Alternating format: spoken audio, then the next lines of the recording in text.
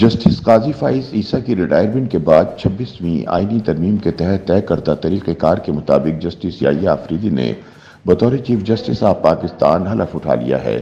Justice یحییٰ Afridi seniority میں تیسرے number پہ تھے، تاہم عدالت عظمیٰ کی سربراہی ان کے حوالے کرنے کا فیصلہ کیا گیا۔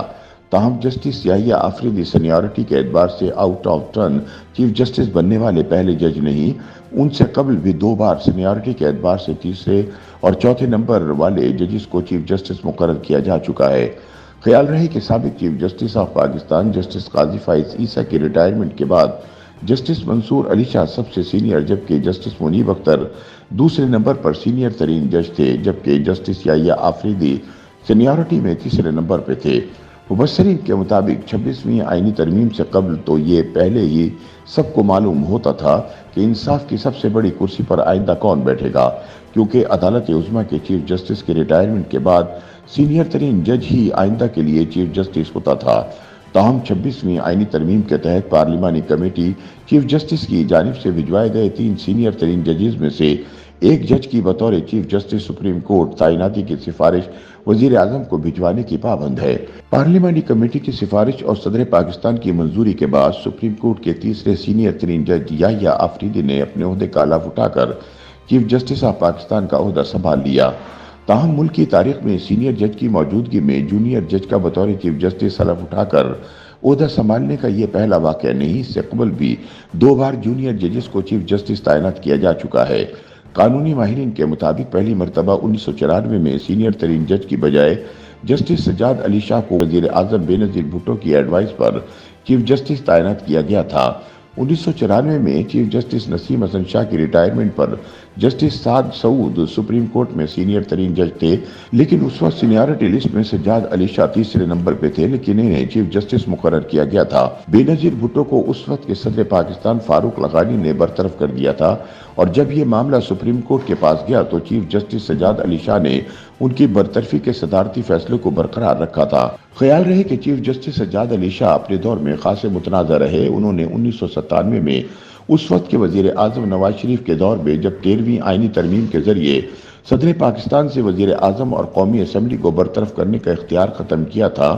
تو سجاد علی شاہ کی سربراہی میں سپریم کورٹ کے بینچ نے ان کے اختیارات کو بحال کر دیا تھا، لیکن اسی روز جسٹس سعید الزماں صدیقی کی سربراہی میں سپریم کورٹ کے ایک اور بینچ نے وہ فیصلہ معطل کر دیا، جس سے نہ صرف چیف جسٹس سجاد علی شاہ کے وزیر اعظم نواز شریف کی حکومت سے اختلاف کھل کر سامنے آئے، بلکہ عدلیہ بھی منقسم ہو گئی۔ انہی حالات میں منقسم عدلیہ کے بعد ججوں نے سجاد علی شاہ کو بطور چیف جسٹس ماننے سے انکار کیا، اور سپریم کورٹ کی کوئٹہ میں رجسٹری نے ان کی تعیناتی پر سوالات اٹھائے، اور پھر عدالت کے 10 رکنی بینچ نے ان کے بطور چیف جسٹس تعیناتی کا نوٹیفیکیشن مسترد کر دیا تھا، اور یوں ان کے دور کا اختتام ہوا۔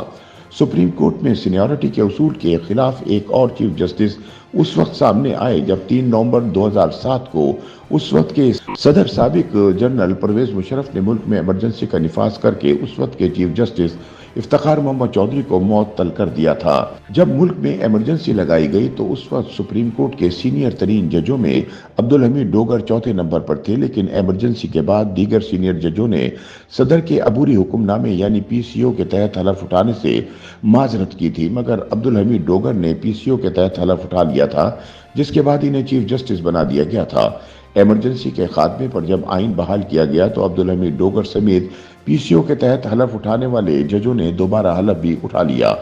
خیال رہے کہ چیف جسٹس عبدالحمید ڈوگر نے پرویز مشرف کی طرف سے ملک میں لگائی گئی ایمرجنسی اور اس کے تحت اٹھائے گئے اقدامات کو نظریہ ضرورت کے تحت بھی جائز قرار دیا تھا۔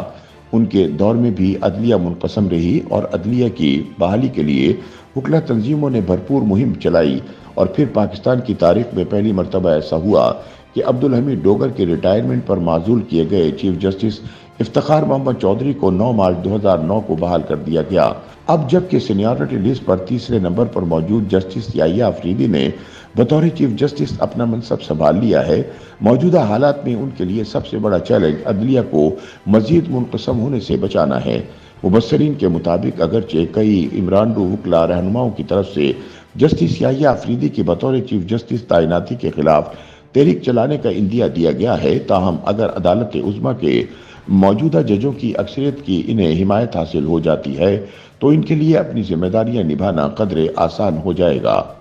YouTube पर गूगली न्यूज देखने के लिए youtube.com की सर्च बार में गूगली न्यूज टीवी टाइप करें। गूगली न्यूज के पेज पर सुर्ख रंग के सब्सक्रिप्शन वाले बटन पर क्लिक करना ना भूलिए। YouTube पेज पर अपलोड होने वाली वीडियोस से बाखबर रहने के लिए बेल आइकन पर क्लिक कीजिए। आपको हर नई वीडियो के बारे में नोटिफिकेशन मौसूल हो जाएगा।